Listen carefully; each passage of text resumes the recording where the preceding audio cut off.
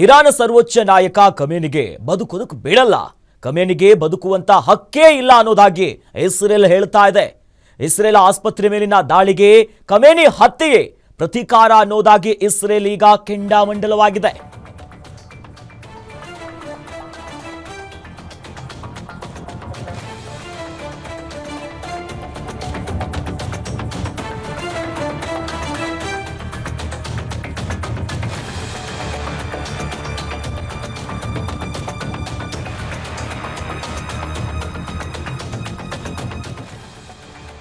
ಇರಾನ್ನಿಂದ ಇಸ್ರೇಲ್ನ ಆಸ್ಪತ್ರೆಯ ಮೇಲೆ ದಾಳಿ ಆಗ್ತಿದ್ದಂತೆ ಸದ್ಯ ಖಮೇನಿ ಅಂದ್ರೆ ಇರಾನ್ನ ಸರ್ವೋಚ್ಚ ನಾಯಕನಿಗೆ ವಾರ್ನಿಂಗ್ ಬರ್ತಿದೆ.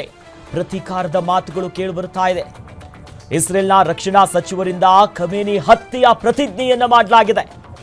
ಇಸ್ರೇಲ್ ದೇಶವನ್ನ ಸರ್ವನಾಶ ಮಾಡಬೇಕೆಂಬಂತ ಖಮೇನಿಗೆ ಈಗ ಆ ಹೇಳಿಕೆಗಳೇನಿತ್ತಲ್ಲ ಅದಕ್ಕೆಲ್ಲ ತಿರುಗೇಟು ಕೊಡ್ತಾ ಇದೆ ಇಸ್ರೇಲ್ ಆಸ್ಪತ್ರೆ ಮೇಲಿನ ದಾಳಿಗೆ ಆತನೇ ಅನುಮತಿಯನ್ನ ನೀಡಿದಾನೆ. ಇಂಥ ಮನುಷ್ಯನನ್ನ ಬದುಕುದಕ್ಕೆ ಬಿಡಬಾರದು ಅಂತ ಇಸ್ರೇಲ್ ಹೇಳ್ತಾ ಇದೆ. ಈಗಾಗಲೇ ಇರಾನ್ ಮತ್ತು ಇಸ್ರೇಲ್ ನಡುವಿನ ಸಂಘರ್ಷ ತಾರಕಕ್ಕೇರ್ತಾ ಇದೆ. ಅದರ ನಡುವೆ ಇರಾನ್ ಇಸ್ರೇಲಿನ ಆಸ್ಪತ್ರೆ ಮೇಲೆ ದಾಳಿ ಮಾಡಿದೆ. ಇದೇ ವಿಚಾರಕ್ಕೆ ಈಗ ತಿರುಗೇಟು ಕೊಡ್ತಿದ್ದಾರೆ. ಯಾವುದೇ ಕಾರಣಕ್ಕೂ ಕೂಡ ಇರಾನ್ನ ಸರ್ವೋಚ್ಚ ನಾಯಕ ಖಮೇನಿಗೆ ಬದುಕೋಕ್ ಬಿಡೋದಿಲ್ಲ, ಬದುಕುವಂತ ಹಕ್ಕೇ ಇಲ್ಲ ಅನ್ನೋದಾಗಿ ಇಸ್ರೇಲ್ ಹೇಳ್ತಿರೋದು. ನಾವು ಬಿಡೋದಿಲ್ಲ. ಆಸ್ಪತ್ರೆ ಮೇಲೆ ಮಾಡಿರುವಂತ ದಾಳಿಗೆ ಖಮೇನಿಯ ಹತ್ಯೆಯೇ ಪ್ರತೀಕಾರ ಆಗಿರುತ್ತೆ ಅನ್ನೋದಾಗಿ ಇಸ್ರೇಲ್ನ ರಕ್ಷಣಾ ಸಚಿವರಿಂದ ಪ್ರತಿಜ್ಞೆಯನ್ನ ಮಾಡಲಾಗಿದೆ. ಖಮೇನಿ ಹತ್ಯೆ ಮಾಡ್ತೀವಿ, ನಾವು ಇಸ್ರೇಲ್ ದೇಶವನ್ನ ಸರ್ವನಾಶ ಮಾಡ್ತೀವಿ ಅನ್ನೋದಾಗಿ ಏನು ಹೇಳಿಕೆ ಕೊಟ್ಟಿದ್ರಲ್ಲ ಅದಕ್ಕೆ ನಾವು ಪ್ರತೀಕಾರವನ್ನ ತೀರಿಸ್ಕೊಳ್ತೀವಿ ಅನ್ನೋ ಮಾತಾಡಿದ್ದಾರೆ.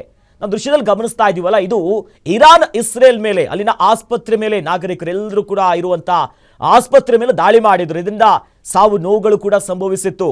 ನಾಗರಿಕರನ್ನ ಗುರಿ ಮಾಡಿಕೊಂಡು, ಜೊತೆಯಲ್ಲಿ ಆಸ್ಪತ್ರೆ ಬಹಳ ಸೆನ್ಸಿಟಿವ್ ಲೊಕೇಶನ್ಸ್ಗಳು, ಇಂಥ ಪ್ರದೇಶಗಳ ಮೇಲೆ ಈ ರೀತಿಯಾಗಿ ಮಾನವೀಯತೆನೇ ಇಲ್ದಂಗೆ ದಾಳಿ ಮಾಡ್ತಾರೆ. ಈ ದಾಳಿಗೆ ಅನುಮತಿ ಕೊಟ್ಟಿರೋದು ಕೂಡ ಇರಾನ್ನ ಸರ್ವೋಚ್ಚ ನಾಯಕ. ಸೊ ಹಾಗಾಗಿ ಈಗ ತಾರಕಕ್ಕೇರ್ತಿದೆ. ಈ ಬಗ್ಗೆ ಹೆಚ್ಚಿನ ಡೀಟೇಲ್ಸ್ ನೀಡ್ತಾ ಹೋಗ್ತಾರೆ ನಮ್ಮ ಡಿಜಿಟಲ್ ಎಡಿಟರ್ ದಿಲೀಪ್. ಬಹಳ ಪ್ರಮುಖವಾಗಿ ಈಗ ಸಂಘರ್ಷ ಇನ್ನಷ್ಟು ಮಹತ್ವದ ಘಟ್ಟವನ್ನ ತಲುಪ್ತಾ ಇದೆ. ಈ ನಡುವೆ ಈಗ ಖಮೇನಿಯ ಹತ್ಯೆಯ ಪ್ರತೀಕಾರವನ್ನ ತೀರಿಸ್ಕೊಂತೀವಿ ಅನ್ನೋ ಪ್ರತಿಜ್ಞೆ ಮಾಡ್ತಿದ್ದಾರೆ. ಎಲ್ಲಿಗೆ ಹೋಗಿ ತಲುಪಬಹುದು, ಯಾವ್ಯಾವ ಸ್ವರೂಪವನ್ನ ಪಡ್ಕೋಬಹುದು ದಿಲೀಪ್? ಸದ್ಯದ ಮಟ್ಟಿಗೆ ಅಖಿಲೇಶ್, ಇವಾಗ ಏನಾಗ್ತದೆ, ಇರಾನ್ ಮತ್ತು ಇಸ್ರೇಲ್ ನಡುವಣ ಈ ಸಂಘರ್ಷ ಇದೆಯಲ್ಲ, ಇದು ಸದ್ಯದ ಮಟ್ಟಿಗೆ ನಿಲ್ಲೋ ಲಕ್ಷಣಗಳು ಕಾಣ್ತಿಲ್ಲ. ಈಗಾಗಲೇ ಇರಾನ್ನ ಸರ್ವೋಚ್ಚ ನಾಯಕ ಅಯಾತುಲ್ಲಾ ಖಮೇನಿ ಏನಿದ್ದಾರೆ, ಅವರು ಒಂದು ಭೂಗತ ಪ್ರದೇಶಕ್ಕೆ ಹೋಗಿ ಒಂದು ನಿಗೂಢ ರಹಸ್ಯ ಸ್ಥಳದಲ್ಲಿ ಅವರು ಸೇರ್ಕೊಂಡಿದ್ದಾರೆ ಕುಟುಂಬ ಸಮೇತರಾಗಿ. ಮತ್ತೆ ಅಲ್ಲಿಂದನೇ ದಾಳಿಗೆ ಆಜ್ಞೆಗಳು ಬರ್ತಾ ಇದ್ದಾವೆ ಅನ್ನೋದು ಇಸ್ರೇಲ್ ಮಾಡ್ತಿರೋ ಅಂತ ಆರೋಪ. ಇಸ್ರೇಲ್ ಮಾಡ್ತಿರೋ ಒಂದು ಪ್ರಮುಖ ಆರೋಪ ಏನಂದ್ರೆ, ಇವಾಗೇನು ಇಸ್ರೇಲ್ನ ಒಂದು ಆಸ್ಪತ್ರೆ ಮೇಲೆ, ಅಂದ್ರೆ ಬಹುಮಹಡಿ ಕಟ್ಟಡ ಅದು, ಆ ಕಟ್ಟಡದ ಮೇಲೆ ಒಂದು ಏಕಾಏಕಿ ಇರಾನ್ನ ಒಂದು 30ಕ್ಕೂ ಹೆಚ್ಚು ಕ್ಷಿಪಣಿಗಳು ಏಕಾಏಕಿ ಅಪ್ಪಳಿಸಿದವೆ. ಈ ಒಂದು ದಾಳಿಯಲ್ಲಿ ನವಜಾತ ಶಿಶುಗಳು ಮತ್ತೆ ತಾಯಂದಿರು, ಬಾಣಂತಿಯರು ಮತ್ತೆ ಎಷ್ಟೋ ಜನ, ಸಾಕಷ್ಟು ಮಂದಿ ಸಾವನ್ನಪ್ಪಿದ್ದಾರೆ. ಸಾವಿನ ಸಂಖ್ಯೆ 100 ತಲುಪಬಹುದು ಅಂತವನ್ನು ಒಂದ್ ಕಡೆ ಅಂದಾಜು ಮಾಡಲಾಗ್ತಾ ಇದೆ. ಈ ಒಂದು ದಾಳಿಯನ್ನ ಮಾಡೋದಕ್ಕೆ ಅಯಾತುಲ್ಲಾ ಖಮೇನಿನೇ ಆಜ್ಞೆ ಕೊಟ್ಟರ ಹಿನ್ನೆಲೆಯಲ್ಲಿ ಅಯಾತುಲ್ಲಾ ಖಮೇನಿಗೆ ಬದುಕುವ ಹಕ್ಕಿಲ್ಲ. ಅಂದ್ರೆ ನಾವು ಅಯಾತುಲ್ಲಾ ಖಮೇನಿನ ಮುಗಿಸೋವರೆಗೂ ವಿರಮಿಸೋದಿಲ್ಲ ಅಂತ ಹೇಳ್ಬಿಟ್ಟು ಇಸ್ರೇಲ್ ಶಪಥ ತೊಟ್ಟಿದೆ. ಇಲ್ಲಿ ಒಂದು ವಿಪರ್ಯಾಸನ ಗಮನಿಸಬೇಕು. ಏನಂದ್ರೆ, ಇದೇ ಗಾಜಾ ಪಟ್ಟಿ ಮೇಲೆ ಏನೊಂದು 2023 ಅಕ್ಟೋಬರ್ 7ನೇ ತಾರೀಕಿನಿಂದ ದಾಳಿ ಶುರು ಮಾಡ್ತಲ್ಲ ಇಸ್ರೇಲ್, ದಾಳಿಯ ನಂತರ ಗಾಜಾ ಪಟ್ಟಿಯಲ್ಲಿ ಇದುವರೆಗೂ ಯಾವೊಂದು ಆಸ್ಪತ್ರೆಯೂ ಉಳಿದಿಲ್ಲ. ಗಾಜಾ ಪಟ್ಟಿಯ ಅತ್ಯಂತ ಪ್ರಮುಖ ಒಂದು ದೊಡ್ಡ ಆಸ್ಪತ್ರೆ ಯಾವ್ದಂದ್ರೆ ಅಲ್ ಶಫಾ ಹಾಸ್ಪಿಟಲ್ ಅಂತ ಇತ್ತು. ಆ ಆಸ್ಪತ್ರೆಯನ್ನಂತೂ ಇಸ್ರೇಲ್ ಕಂಪ್ಲೀಟ್ ಆಗಿ ಧ್ವಂಸ ಮಾಡಾಕಿದೆ. ಅಂದ್ರೆ ಇಸ್ರೇಲ್ ಕೂಡ ಗಾಜಾ ಪಟ್ಟಿಯಲ್ಲಿ ಇದೇ ಕೆಲಸ ಮಾಡಿತ್ತು. ನೂರಾರು ಸಾವಿರಾರು ಅಮಾಯಕರು ಮಕ್ಕಳು ಸಾವನ್ನಪ್ಪಿದ್ರು. ಮತ್ತೆ ಆಸ್ಪತ್ರೆಗಳನ್ನೇ ಗುರಿಯಾಗಿಸಿ ಇಸ್ರೇಲ್ ಕೂಡ ದಾಳಿ ನಡೆಸಿತ್ತು. ಈಗ ಅದೇ ರೀತಿಯ ದಾಳಿಯನ್ನ ಇಸ್ರೇಲ್ ಮೇಲೆ ಇರಾನ್ ಮಾಡ್ತಾ ಇದೆ.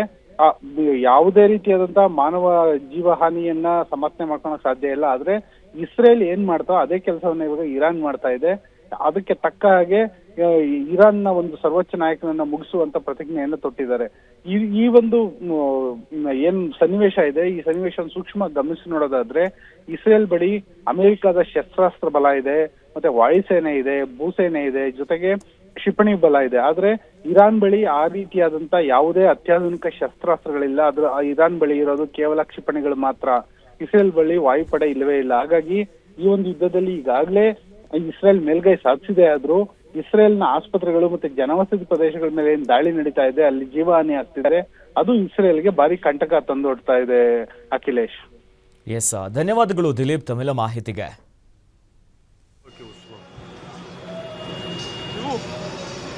Все стекла, כל все הפלאטים. здание, все тут. תראה את כולם רצים. תראו את Охренеть, האנשים. такой взрыв. תראו את האנשים. Тут жопа, полсороки ушло. תראו. Все стекла, все здание.